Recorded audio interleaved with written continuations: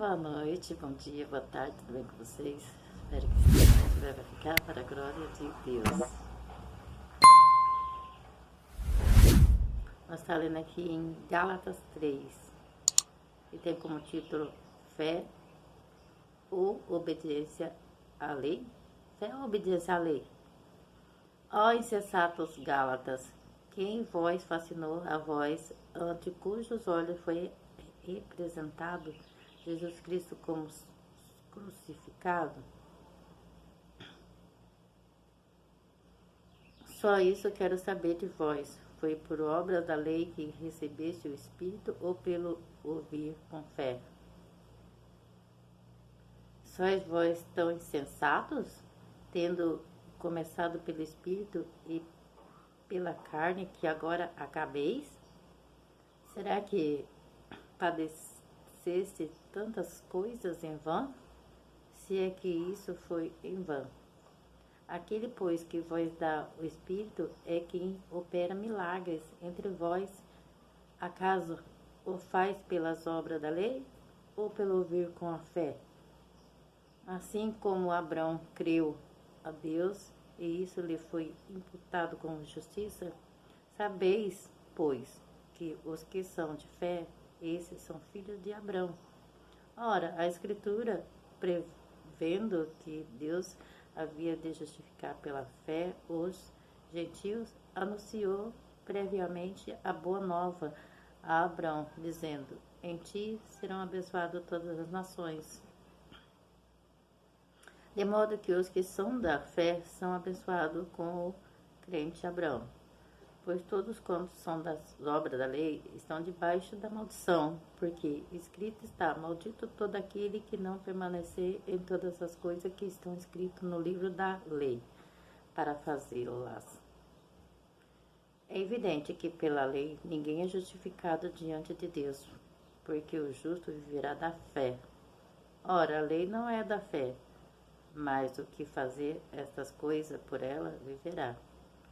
Cristo nos resgatou da maldição da lei, fazendo-se maldição por nós, porque está escrito: maldito todo aquele que for pendurado no madeiro, para que o gentio viesse a bênção de Abraão em Jesus Cristo, a fim de que nós recebemos pela fé a promessa do Espírito. Irmão, como o homem fala e testamento embora de homem, uma vez confirmado, ninguém o anula.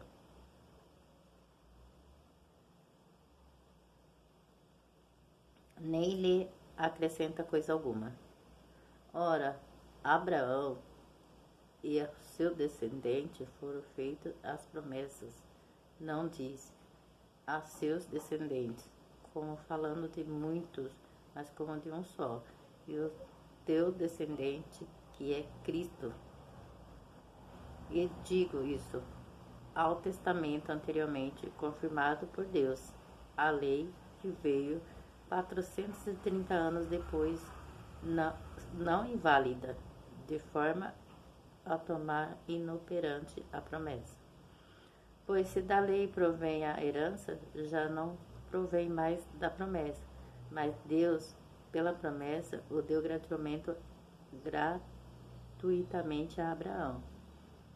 Logo, para que a lei foi acrescentado por causa das transgressões, até que viesse o descendente, a quem a promessa tinha sido feita, e foi ordenado por meio de anjos, pela mão de um mediador. Ora, o mediador não é de um só, mas Deus é um só. E a lei, então, contra as promessas de Deus. E a lei são contra a promessa de Deus? De modo nenhum, porque se fosse dada a lei que pudesse vivificar a justiça, na verdade teria sido pela lei. Mas a Escritura encerrou tudo debaixo do pecado, para que a promessa pela fé em Jesus Cristo fosse dada aos que creem. Mas antes que viesse a fé, estávamos guardados debaixo da lei, encerrados para aquela fé que se havia de revelar, de modo que a lei se tornou nosso aio, para nós conduzir a Cristo, a fim de que pela fé fôssemos justificados. Mas depois que veio a fé, já não estamos mais debaixo da lei. Nós não estamos debaixo do ai. Pois todos os sois filhos de Deus pela fé em Cristo Jesus. Porque todos quanto fosse batizado em Cristo, vai revististes de Cristo.